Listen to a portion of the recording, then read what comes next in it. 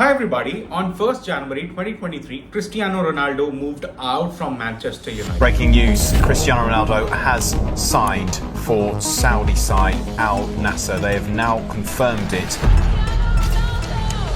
Well, for me it's a pleasure to be here. This is history in the making. This is a signing that will not only inspire our club to achieve even greater success, but inspire our league, our nation, and future. In this deal, Ronaldo is said to be paid $200 million per season, which is equivalent to 1,600 crores per year, which comes to 4.3 crore per day. You'll be stunned to know that in the past 2 years, Saudi Arabia has literally sucked out the most valuable players in European football. Al Hilal have signed Neymar, the Brazilian superstar from Paris Saint-Germain. A dramatic welcome for Karim Benzema as he starts his Saudi football adventure. Senegalese striker Sadio Mane is delighted to have joined Al Nassr in the Saudi League. And suddenly, the Saudi's football team has become the biggest football spender in the world with an expenditure of $6.3 billion. While most of the people will think this is yet another big money transfer from one country to the another, but I must tell you that Ronaldo's transfer was a defining moment in the economic revolution that Saudi Arabia is pursuing. Because you know what, guys? Saudi Arabia is in some deep trouble right now. A slump in global oil prices has Saudi Arabia rethinking its near total dependence on oil revenue. Saudi Arabia, the world's biggest oil producer, grew slow in the first quarter of 2023. This is the reason why they are not just buying players but also bidding for the World Cup, and they are also holding some of the biggest sports event in the world. So the questions over here are, what are the critical problems that Saudi Arabia's economy is facing? Why are they investing so heavily in football? What is their economic strategy to survive in the 21st century? And lastly, what are the study materials we can use in order to learn more about this topic? To understand the ROI of the investment made by Saudi Arabia, we first have to understand what are the vulnerabilities which the Saudi's economy is facing right now. Number one is their oil dependency, where 80% of their export income came from oil in 2022 and 40% of their GDP depends on petroleum products. Secondly, Saudi's oil reserves are expected to deplete completely in next 60 years, so they cannot survive beyond 2080.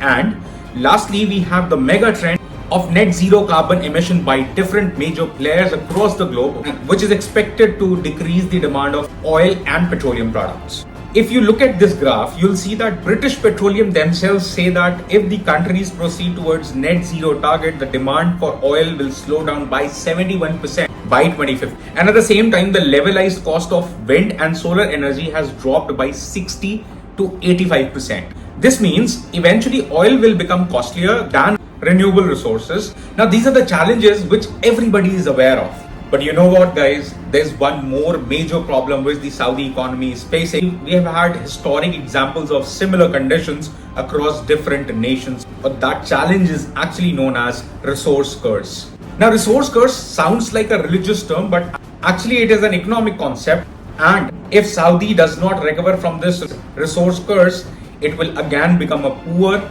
deserted nation. So the question here is, what is resource curse and how exactly this is impacting Saudi's economy? As usual, let's try and understand this with an example of its neighboring country, Iran. Here's how resource curse impacted the Iranian economy. First, they got over-reliant on oil revenues. So Iran's heavy dependence on oil revenue has made its economy vulnerable to fluctuation in global oil prices. When the oil prices are high, the government earns substantial revenue, but this dependence makes the economy susceptible to downturns during oil price drops. Second is economic volatility. Fluctuating oil prices leads to economic instability. Sudden drop in prices can cause budget deficit, impacting government spending on essential services and development projects. This volatility can lead to economic uncertainty for businesses and citizens. Third impact is limited economic diversification. The abundant revenue from oil, there has been less incentive to diversify the economy.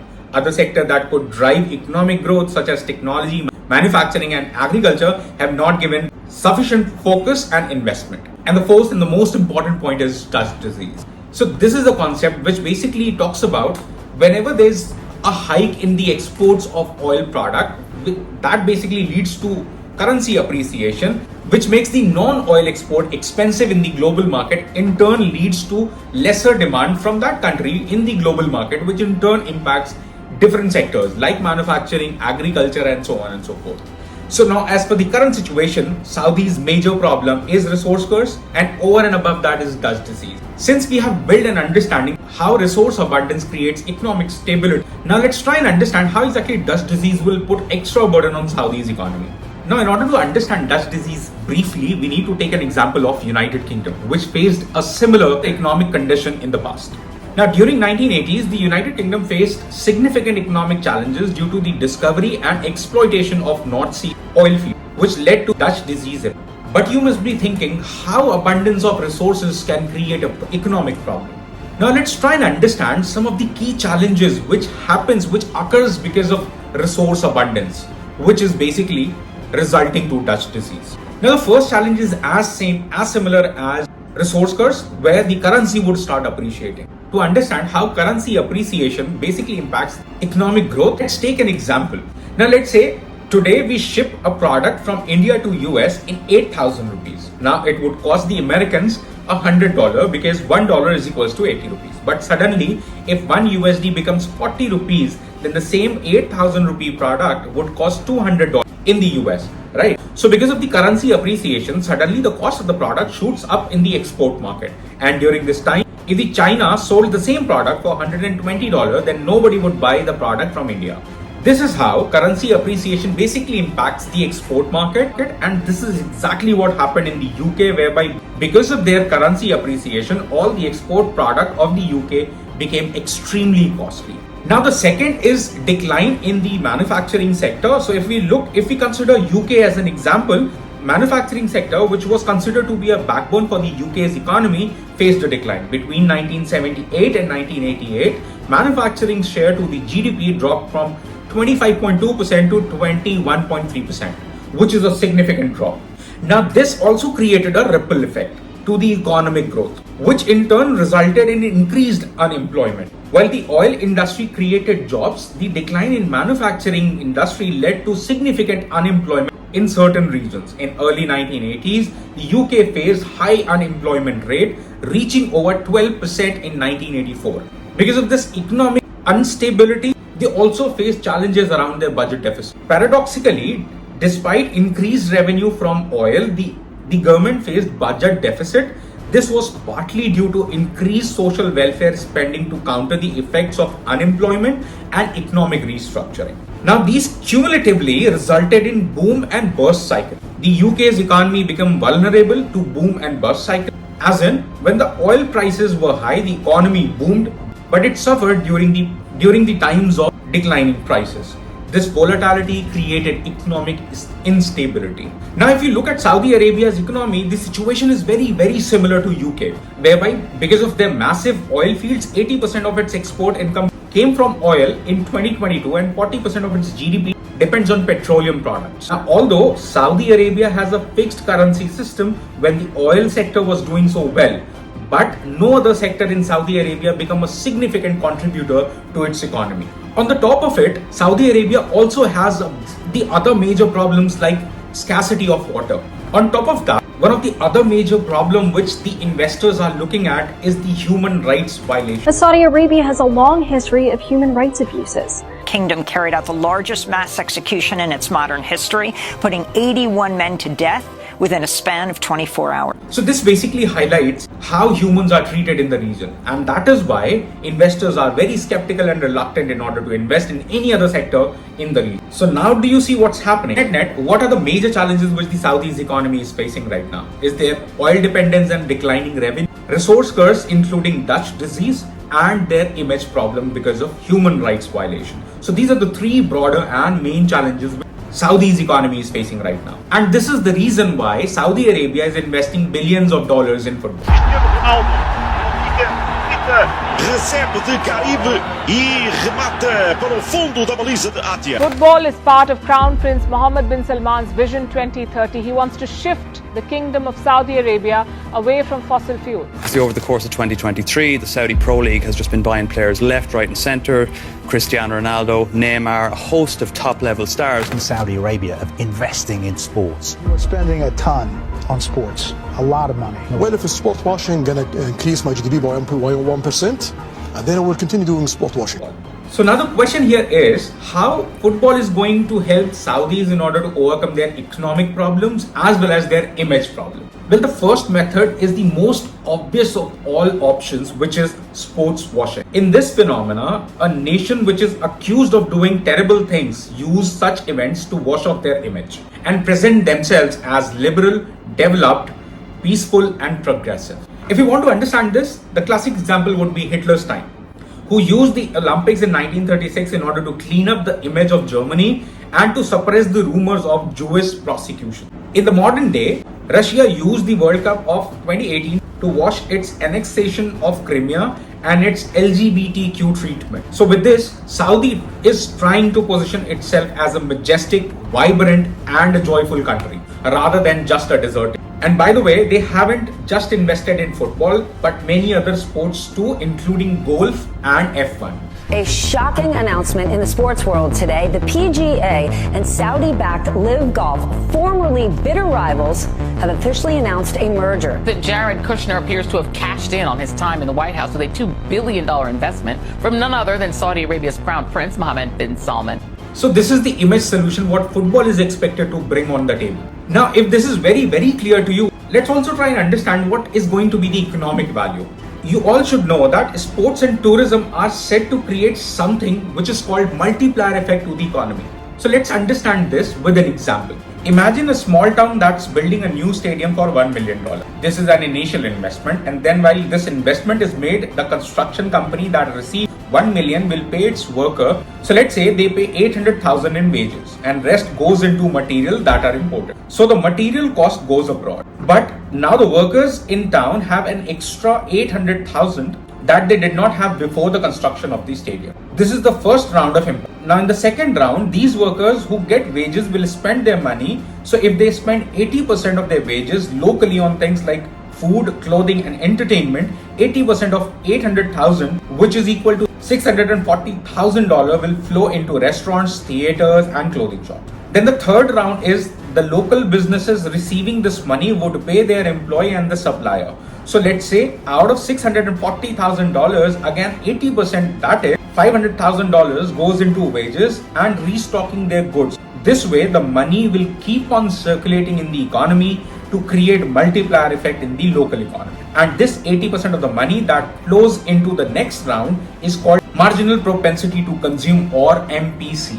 Now to find the total impact of original $1 million investment, we need to find the summation of $1 million plus $800,000 in the first round plus $640,000 in the second round plus $512,000 in third round, and so on and so forth.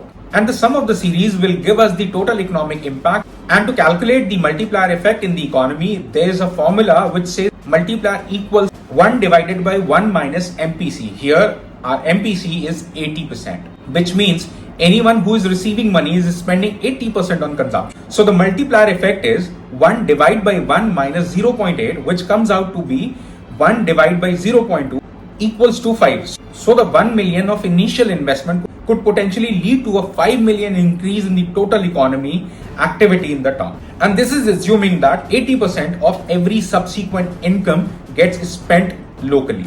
Now this multiplier effect is very high in sports and tourism industry because of these three reasons. First is the spillover effect. So a successful sporting event or a tourist attraction, it leads to a wide scale global attention and recognition. And this makes the destination very lucrative for more tourists and even potential residents. And this in the long term generates very high positive impact on the economy. Secondly, they promote various adjacent industries, which includes hotel, restaurant, clothing, travel and even entertainment. Now mind you, these all industries are very labor intensive, so the number of job created is very high.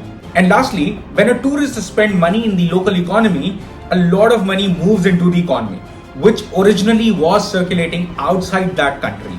This is how Saudi is planning to use sports in order to overcome its economic challenges and to clean up its image. So the question here is it that easy to spend billions of dollars into sports and your economy would overcome of these challenges such as economic curse, Dutch disease and image problem overnight? No, not exactly. Well, this is not going to happen so soon. And why I say so is because of these 4 challenges. Owning and running a football club is not a cakewalk. European clubs have been there for ages, but still in 2022, some of the biggest clubs of Europe have incurred huge losses. In fact, in a forecast, out of 20 plus clubs, hardly 5 were expected to be profitable. So making money from these investments will be very, very difficult. Secondly, throwing money at clubs or paying hefty fees to get world-class players cannot ensure a long-term sustainability of sports tourism or FDI in the country. Because if you look at the Europeans, it took them more than 50 years to build a sustainable ecosystem.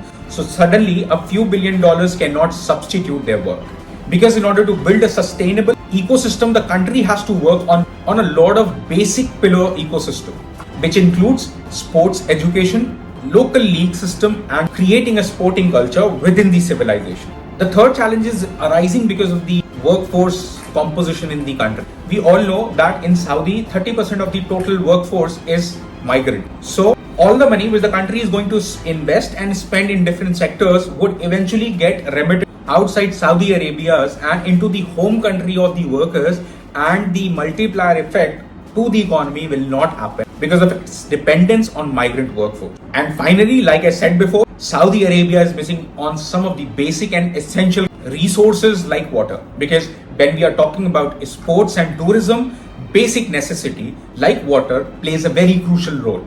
Because in order to maintain a stadium or in order to host millions and thousands of people, you need water, and you need water in abundance. So these are the broader challenges, because of which I don't feel that Saudi Arabia's economy is going to soon realize the benefit of their investment, what they're making into sports. Now, since we are talking from a business case point of view, it will be great even to see how government plans out to overcome this economic downturn, reduce their reliance on oil and petroleum products, and wash their image using this sports investments. That is all going to be from my side today, guys.